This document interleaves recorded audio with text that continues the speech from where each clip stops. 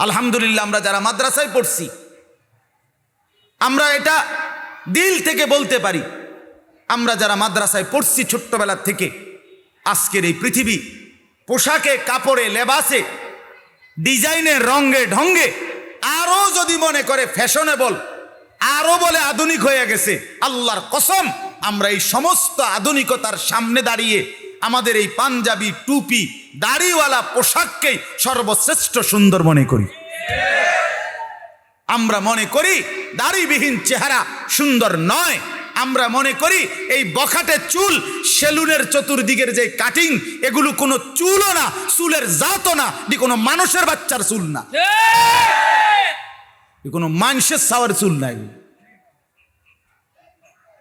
কোনো সুস্থ স্বাভাবিক মাতাল হয় নাই, পাগল হয় নাই, স্বাভাবিক কোনো মানুষের চুল এত বিকৃত কালারের হইতে পারে না, ডিজাইনের হইতে পারে না। আর সে তো মুসলমান, মুসলমানের চুল এমন হবে কেন?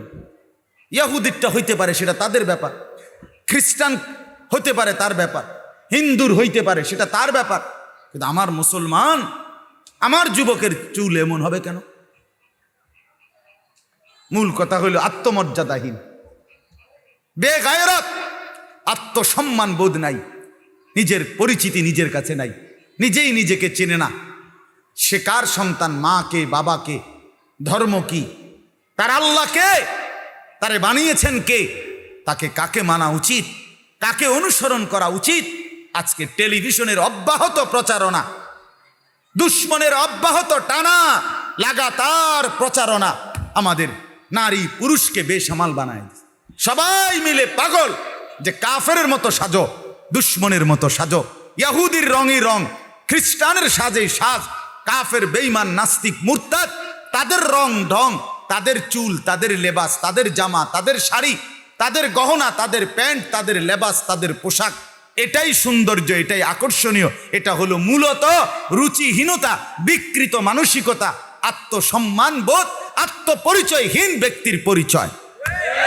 যে নিজেকে চিনে না, যে জানে না আমি চিনি আলহামদুলিল্লাহ, আমার আল্লাহ আছে, আমার একজন রসুল আছে, আমার একটা কিতাব আছে, আমার একটা ধর্ম আছে, আমি কেন অন্যের পোশাক পরব, আমি কেন অন্যের রঙে সাজবো? আমি কি ফকির? কথা বলেন না কেন? আমি ফকির নাকি বেটা? আমি তোরটার মতো মানবো কেন? আমার আল্লাহ আছে না, আমার রসুল আছে না, আমার লক্ষ চাইতে বেশি সাহাবি আছে না, আমার আউলিয়ায়ে কেরাম আছে না, ওলামায়ে কেরাম আছে না। তাইলে এজন্য দয়া করে প্রত্যেকেই ফিকির করেন, আত্ম উপলব্ধি বড় নেয়ামত, বড় নেয়ামত। নিজেকে চিনা, নিজের বুঝ বুঝা, দুনিয়ার ব্যাপারে বুঝেন, আরো দেখেন, আরো ভাবেন, একজন একজন করে ভাবেন। দুনিয়া আরো যদি সাজান, খোদার কসম ক্ষণিকের ক্ষণিকের ক্ষণিকের অল্প সময়ের দুনিয়া চমৎকার সাজাইয়াও তৃপ্ত হইতে পারবেন না, তৃপ্ত হইতে পারেন।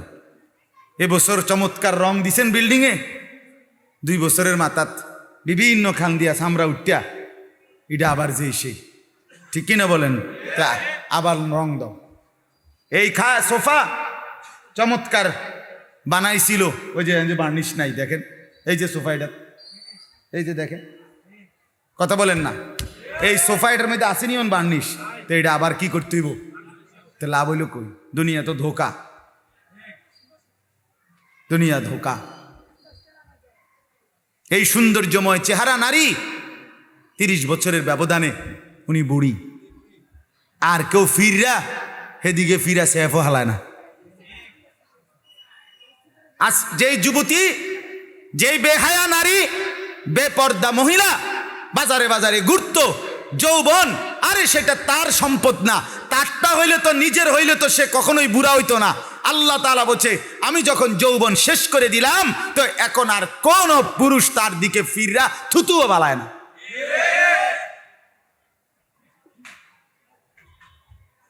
থুতুও ফেলে না। হায়াতের প্রত্যেক মুহূর্ত আল্লাহর দাম।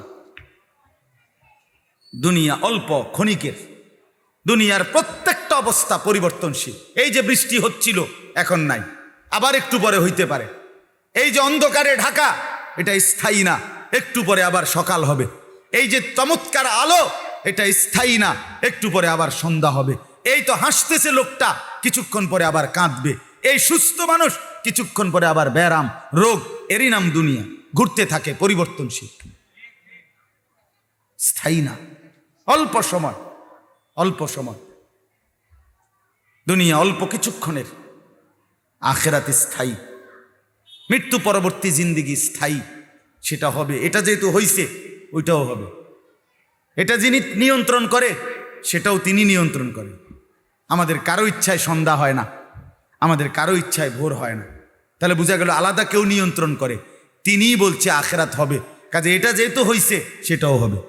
কথা বলেন না কেন? হ্যাঁ,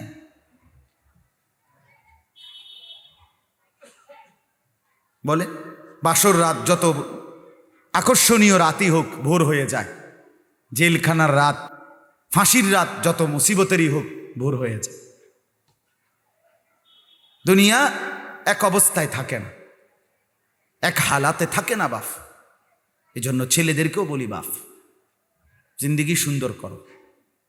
তোমার এই হাসি থাকবে না, তোমার এই সুস্থ সুন্দর সুঠাম দেহ থাকবে না।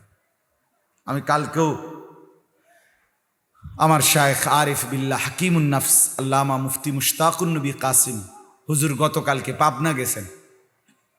তো আমি এর আগে আমি গেছি, হুজুরকে বলছিলাম, আমি আপনার মাহফিলেও বলছি, আমি পাবনা মানসিক হাসপাতালেই গত মাসে দেখছিলাম বয়ানের পরে।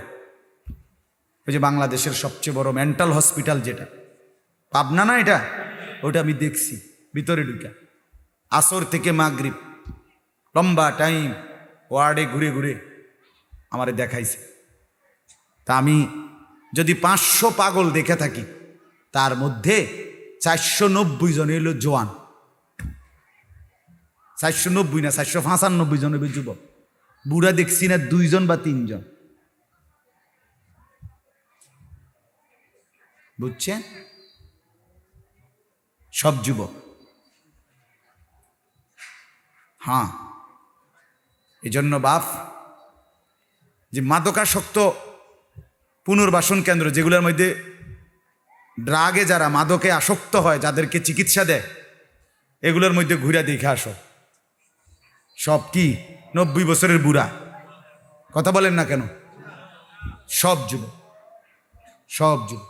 যেখানে সবচেয়ে অত্যাধুনিক বাড়ি, দালান, বিল্ডিং বেশি, সবচেয়ে সম্পদশালী বেশি, আপনি সেরকম প্রত্যেকটা শহরে প্রতিটা জায়গায় দেখবেন, ওই জায়গায় সবচেয়ে দামি ভিআইপি এলাকা যেখানে, ওইখানে মাদকাসক্ত পুনর্বাসন কেন্দ্র বেশি।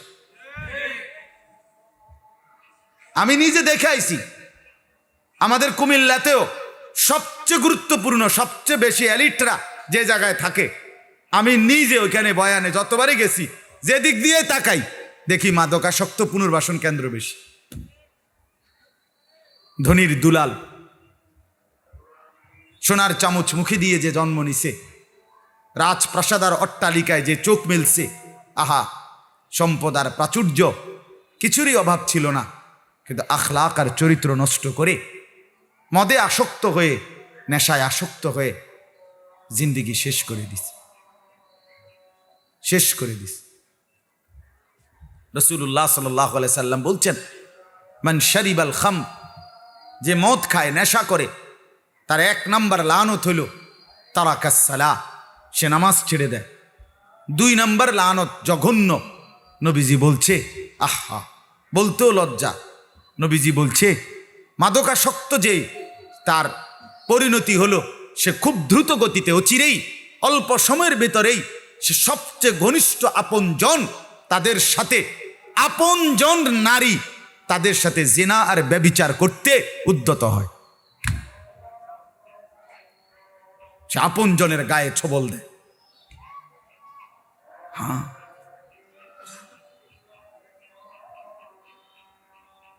এজন্য জিন্দিগি গঠন করা, দুনিয়া নিয়া খুব বেশি মাতামাতি চলতেছে। খুব বেশি। দুনিয়া সাজাইতেছে সবাই, সুন্দর গাড়ি, সুন্দর বাড়ি, সুন্দর পার্ক, সুন্দর হোটেল, সুন্দর রেস্তোরাঁ, সবার চেষ্টা দুনিয়া লোভনীয় করা। একটা বোরখা গায়ে দিবে নারী, এইটার উপরে সে ডিজাইন করতে করতে এটারে আর বোরকার মেন যেই অস্তিত্ব এটার নাই। এটার মধ্যে এই পরিমাণ রং রং লাগাইছে, এবারে এটার মধ্যে বোরকা কোনটা এটার খুঁজে পাওয়া যায় না। অসভ্যতা।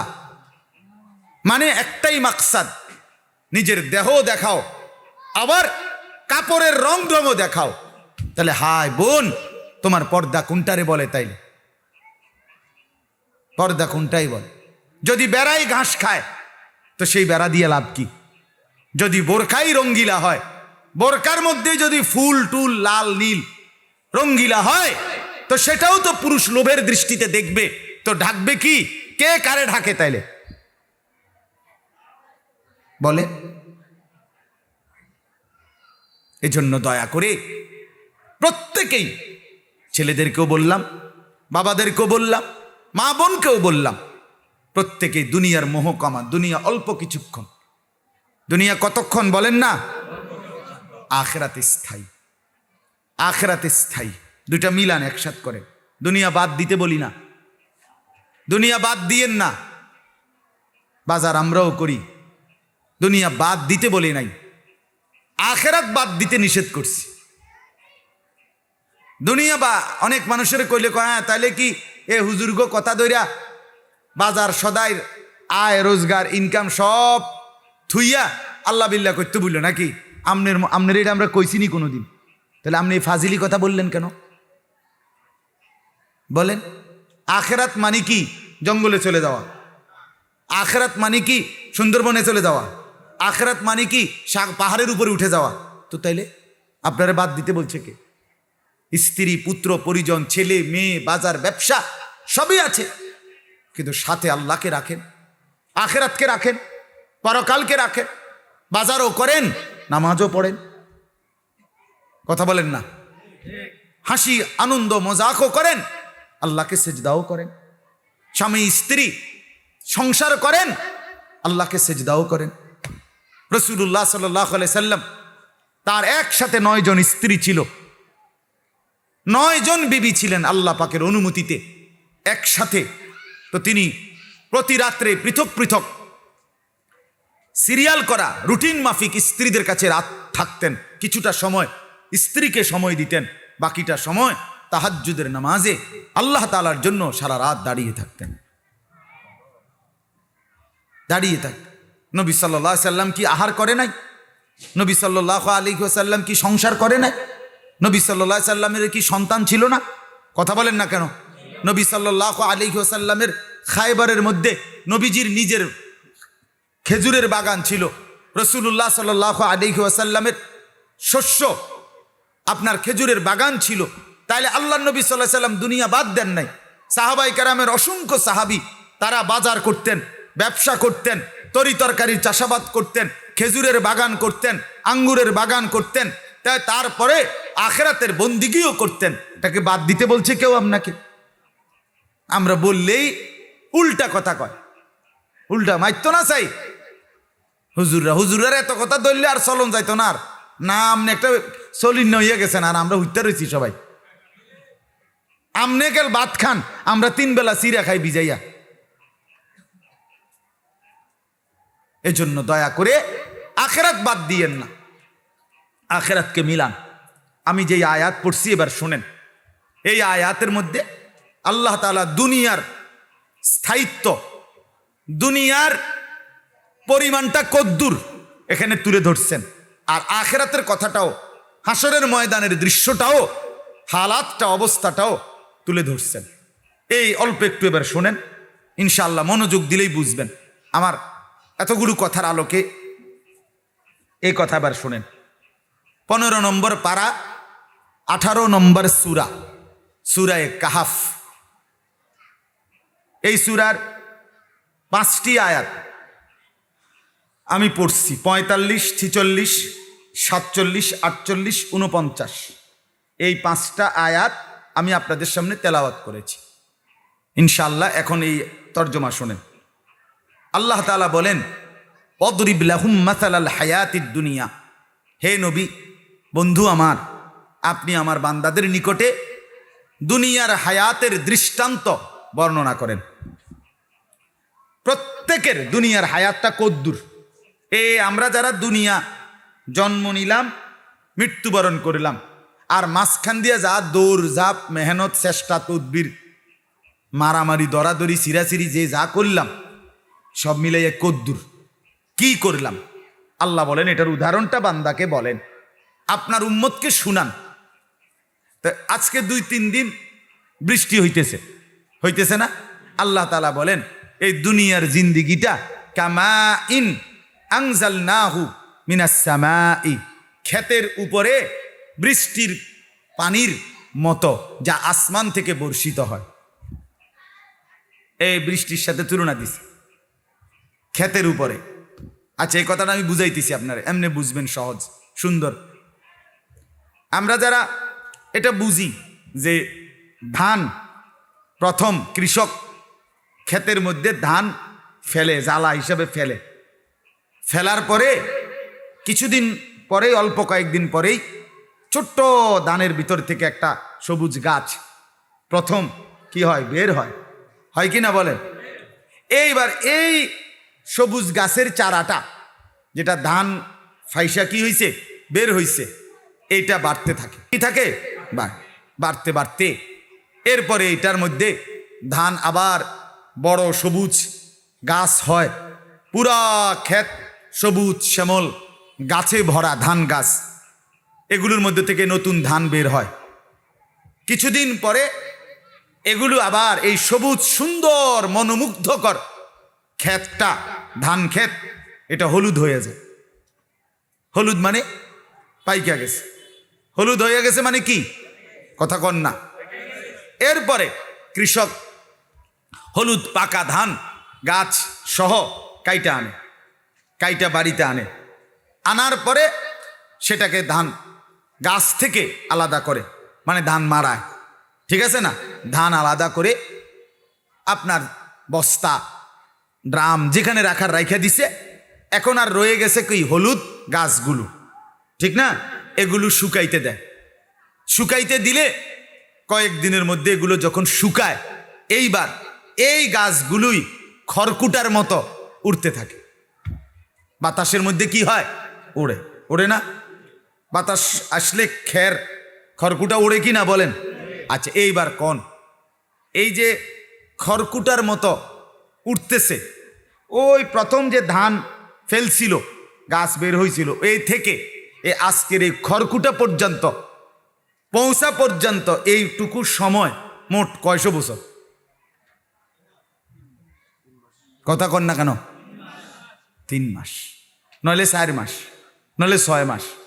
6 মাস হয় না, 4 মাস, 4.5 মাস, 3.5 মাস, আমরা এই রুমে 4-5 মাসে ধরি, ঠিক আছে না কথাটা?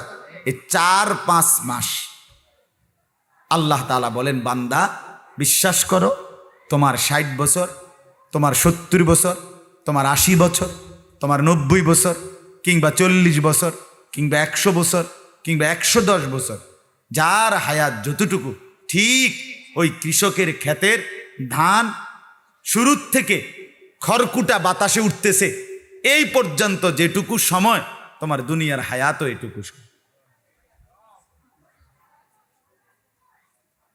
বুঝেন নাই কথাটা? কামা ইন আনজালনাহু মিনাস সামা। আল্লাহ বলেন দুনিয়ার জীবনটার দৃষ্টান্ত এরকম যে যেন আকাশ থেকে ধান ক্ষেতের উপরে বৃষ্টি পড়লো। আনজালনা, এখানে একটা কথা মনে রাখতে হবে, বৃষ্টি। আল্লাহ তাআলা বলেন আনজালনা, আমি নাজিল করেছি। বৃষ্টি আল্লাহ কি করছে? এ কোরআনের ব্যাপারে আল্লাহ বলছে, কোরআন আমি নাজিল করেছি। পোশাকের ব্যাপারে, পোশাক আল্লাহ বলেন আমি নাজিল করেছি। লোহা আল্লাহ বলেন কোরআনে আমি নাজিল করেছি। আল্লাহ তাআলা যা কিছু নাজিল করে তা বান্দার জন্য রহমত। যেমন কোরআন আমাদের জন্য মুসিবত না রহমত, ঠিক বৃষ্টিও আমাদের জন্য রহমত। লোহা আমাদের জন্য রহমত, আমাদের দেহের পোশাক আমাদের জন্য রহমত।